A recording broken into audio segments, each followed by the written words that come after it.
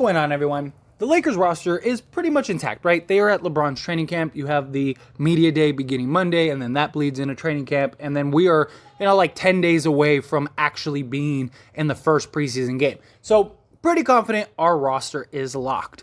But what do the Lakers do with the 15th spot? They still have one roster spot open. Now, the Lakers usually leave that spot open for the buyout market, right? Which is very likely. They could still do that, right? See what ends up happening after the trade deadline, stuff like that. Just kind of leave that spot open in case maybe you do a trade deadline trade or, somebody gets bought out, Markieff Morris, guys like that, or, Andre Drummond were two acquisitions that we got. So the Lakers could go that route.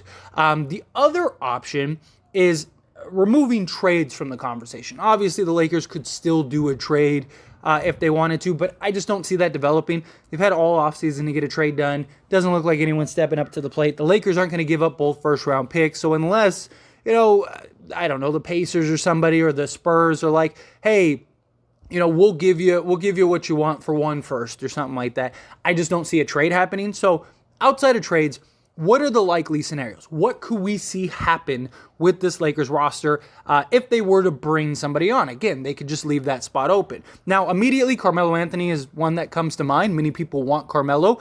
We've seen LeBron lately just really tweet about Melo on several occasions, and Melo in the lab and stuff like that. Obviously, Melo isn't with the LeBron training camp or any of that. Melo's working on his own time. He still hasn't found a roster.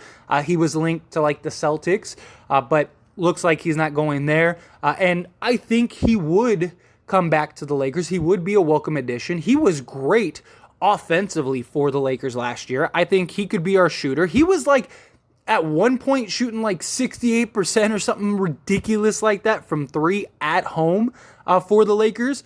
And overall, he shot, I believe it was 38%, somewhere in that ballpark. So again, a guy that could come in, come off the bench. Again, he's not going to start or anything like that. He's going to be, a guy that you need. And the beauty of Melo is he is that guy that has been there, right? He's been in the playoffs. He's hit the big shots. It gives you a guy that isn't afraid of the moment if it comes down to that. And let's say the Lakers, get to the playoffs. It's a game 7.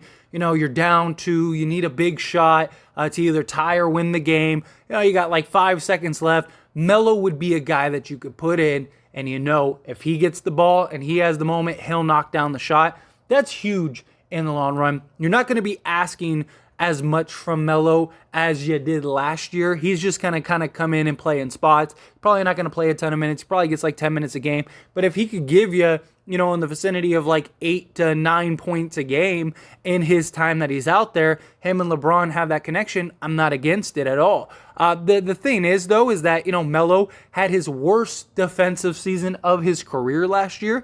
So he's a big liability. Thing is that, I think we have enough young guys and enough bigs to kind of mask Melo's lack of defense. And I think, depending on the team defensive schemes, he could fit in. And I just think you wanted Buddy Hield, right? You wanted, guys that could knock down the 3 ball, but none of those guys don't play defense either. It's not like Buddy Hield is this, ball stopping defender, and you really need some shooting. You could really use a guy that could knock down a 3 at a consistent rate, even if it's just scattered minutes here and there. Even if you're just giving him, a couple spots throughout the game, especially with LeBron and stuff. I think he could be very effective defensively. Of course, that's a concern, but hopefully he's productive enough on the offensive end to where you can kind of justify the lack of defense. But I do have a concern with that. I just think that what you could potentially get with Melo would be worth it. He's a guy that can get hot. It's a guy that if he is on, let him stay in the game. If he's got 15 going into the fourth quarter, you let him play. You figure it out. You help defense, stuff like that. So I do think that Melo would be a welcome quality addition to this team.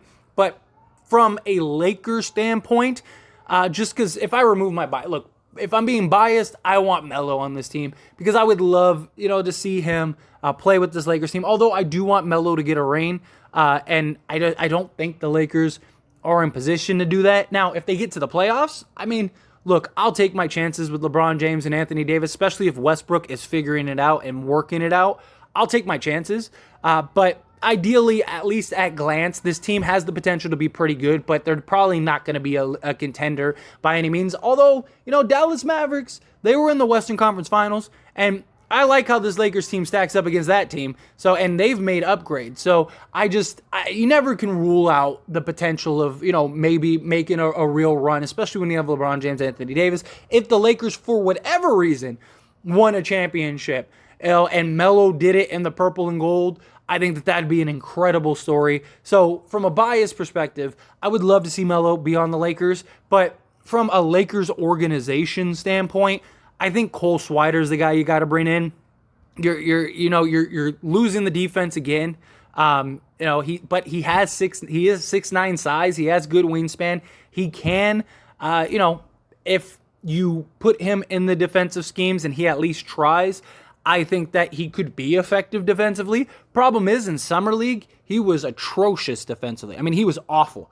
Just missed assignments, just gets, lost at times, loses track of his defender, stuff like that. But if you can kind of get him focused on the defensive end, I think that he could be huge. Not just that, but, he's the young guy. He's the guy that the Lakers got that you want to bring in, you want to develop, you want to kind of work into your system, stuff like that. I think Swider would be huge for the Lakers. And, the dude shot like 53% in Summer League. Obviously, he's not going to shoot that in the NBA. But if he could get to 38%, which isn't unrealistic, then I think that he would be huge for the Lakers. Again, another big body, big size, stuff like that. You're not going to be asking him to get a ton of run. He's probably getting like 10 minutes a game, stuff like that, if that. Again, same issues Melo has, he has. I just think you got to go with the younger guy that is part of your future over Melo if you're the Lakers organization, although I really want them to bring back Melo if that's our only option. Now, if somebody gets, if there's like a better option that arises, then yeah, take that better option. But if like all that's left is Melo, I want Melo, but I think they got to bring in Swider. I think he has the more upside. He has the more potential. You have a real chance of him just getting hot, lighting it up. He's arguably, if not the best shooter in this draft. Lakers got a real steal with him. I think you got to let him get some burn, get some run, get some experience, especially in this season. So I think that he's the one that ends up getting the nod, if I had to guess.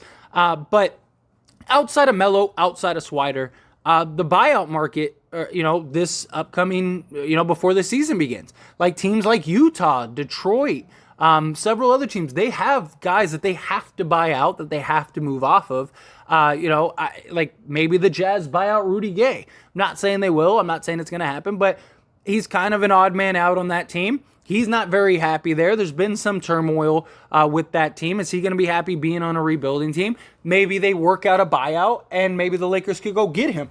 I wasn't big on the Lakers trading for Rudy Gay just because of like what, again, the question marks with him, especially in the locker room lately. He's not the grit and grind Grizzlies Rudy Gay, but if we could get him on a vet minimum, I would take it.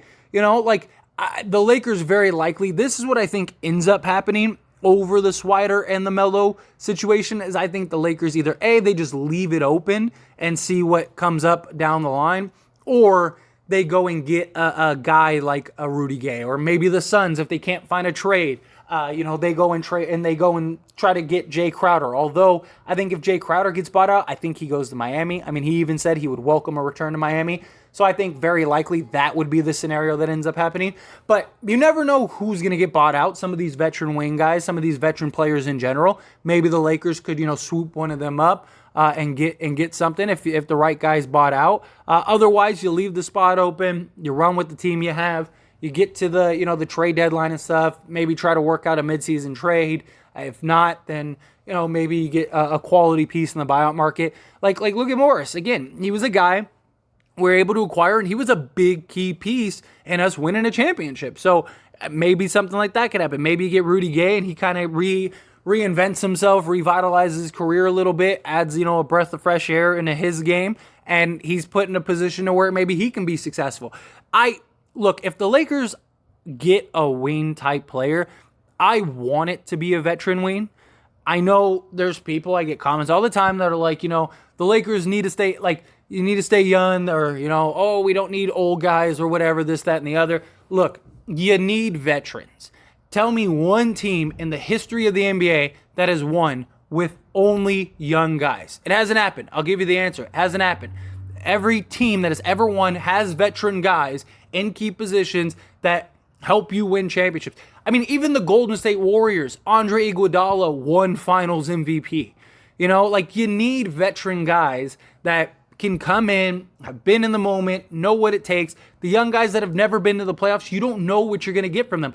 They could be like Kendrick Nunn and step up and be huge and, you know, and go from, you know, being a role guy to like a key component in the finals and stuff like that. Or they could be a guy that just completely becomes absent and just disappears. It's good to have that veteran experience. You need some veteran presence. You can't just be all young. And yes, we have LeBron. Yes, we have Anthony Davis. Yes, we have Patrick Beverley. But we could use a solid veteran wing to guard the Kawhi Leonards, to guard the Paul Georges, the Kevin Durants of the world. Like those guys, those big, bulky wings that, you know, can do a little bit. You need some size to put on them. Rudy Gay would have that, or anybody. I'm not saying it has to be Gay. I'm not saying Gay gets bought out or anything. I'm just using him as an example. If you could get somebody like that, I think the Lakers needed to do it. You know, bring them on, vet minimum. It would be a nice little addition. It would be a low risk, high reward type play. That's what I think the Lakers should do. So I think if I had to guess, I think personally this team stands pat. I don't see a trade happening anymore at this point. I mean, if it does, it does. You know, look, if a deal comes to the table that the Lakers like, I think the Lakers make the trade. But if nothing comes to the table or, you know, it's just kind of where it's at now, I think this is our roster. I think that that's the more likely scenario. I don't think they bring on Melo unless LeBron just absolutely wants Melo. You know, if LeBron says, hey, I need Melo on this team, then I think Rob Pelinka would probably do it. But I think very likely they either leave the roster spot open or they bring in somebody from the buyout market when some of these players get waived and bought out and stuff before the season begins. Because, again, there's a lot of teams that have to, you know, bring guys down after the season. So, or before the start of the season, I should say. So it'll be interesting. It'll be interesting to see what develops. It'll be interesting to see what happens. But anyway, as always, this is a discussion, so I pass the question on to you. Let me know your thoughts and opinions down in the comment section below. What do you think the Lakers should do with the 15th roster spot? You think that they bring in Melo, let one of the young guys like a Swider or something like that come in and earn that spot? Do you think they leave it open? Do you think that, you know, they go to the buyout market now, or do you think they wait until come like the trade deadline, stuff like that, when guys get bought out, they get waived stuff? What do you want to see them do? What do you think ends up happening? And just how do you feel about this team in general? I'd love to hear your thoughts and opinions, however you feel about it. Let me know down in the comments. Quick little shameless plug, everyone. If you enjoy my videos and commentary here on this channel, As It Stands Lakers, then check out the link down in the description below and go subscribe to As It Stands. Believe it or not, As It Stands was the first channel. If it wasn't for that channel, this channel would never have existed. Because of the success of that channel, it led me to want to create this Lakers channel. So do me a huge solid. If you're not subscribed over there, go check that out. Go subscribe over there. I talk all things sports, all teams, things like that, not just the Lakers. So if you just enjoy my commentary and want to hear me talk about other things, or you just, you know, are a fan of other sports and other teams, go check that out. I promise you will not be disappointed. That being said, hit that like button. Helps me out a lot. Lets me know you enjoy these types of videos, and I truly appreciate it. If you're not subscribed to the channel, hit that subscribe button, followed by the bell notification. Stay up to date with all things sports. Join this wonderful community and all of our discussions. I'll see you all in the next one. Thank you.